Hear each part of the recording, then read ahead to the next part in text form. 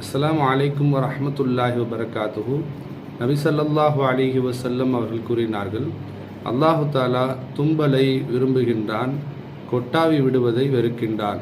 உங்களில் யாருக்காவது தும்பல் வந்தால் அவர் தும்பியதற்கு பின்பாக அல்ஹம்துலில்லாஹ் என்ற வார்த்தையை சொல்லவும். அந்த வார்த்தையை கேட்ட மற்றவர்கள் யர்ஹமுக்கல்லா என்று பதில் சொல்ல வேண்டும். அதே போல உங்களில் யாருக்காவது கொட்டாவி வந்தால் அந்த கொட்டாவியை முடிந்தவரை தடுத்து கொள்ள வேண்டும். இல்லை என்று சொன்னால் கொட்டாவி விடுபவரை பார்த்து ஷைத்தான் சிரிக்கின்றான் என்று ரசூலுல்லாஹி ஸல்லல்லாஹு அலைஹி வஸல்லம் அவர்கள் கூறினார்கள். எனவே நாம் தும்பினால் அல்லாஹ்வை புகழ்ந்து அல்ஹம்துலில்லாஹ் என்ற வார்த்தையை சொல்லுவோம். கொட்டாவி விடுவதை தவிர்ந்து கொள்வோம்.